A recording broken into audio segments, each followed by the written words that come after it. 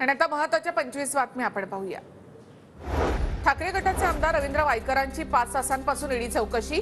कथित जोगेश्वरी भूखंड घोटाळा प्रकरणी ईडी चौकशी।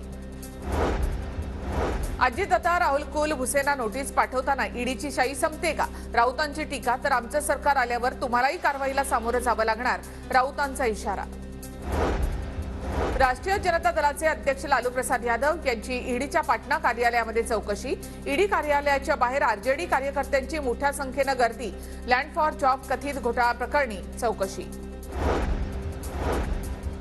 मराठा आरक्षणावर राज ठाकरे यांची भूमिका योग्य। मराठा आरक्षणावर राज ठाकरे यांनी केलेल्या ट्विटवर संजय राऊतांची प्रतिक्रिया। विरोधी पक्षनेते विजय वडेट्टीवार यांनी उद्या मुंबईत ओबीसी नेत्यांची बैठक बोलावली। ओबीसी आंदोलनाची पुढची रणनीती ठरवण्याबाबत बैठकीमध्ये चर्चा होणार। बैठकीत राज्यभरातील 100 ओबीसी नेते सहभागी होतील। अधिसूचनेवर याचिका दाखल केली तर मी मंडल आयोगाला चॅलेंज करणार, मनोज जरांगे यांनी ओबीसी नेत्यांना इशारा दिलाय।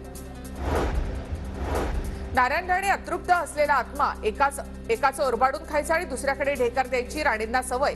मराठा आरक्षणाच्या अधिसूचनेवरून राणेंनी घेतलेल्या भूमिकेवर विनायक राऊत यांची टीका। नारायण राणे आणि छगन भुजबळ यांनी सत्तेतून बाहेर येऊन आपली भूमिका मांडावी, ते फक्त मतांसाठी विरोध करत आहेत। ठाकरे गटाचे नेते वैभव नाईक यांची नारायण राणे आणि छगन भुजबळ यांच्यावर टीका।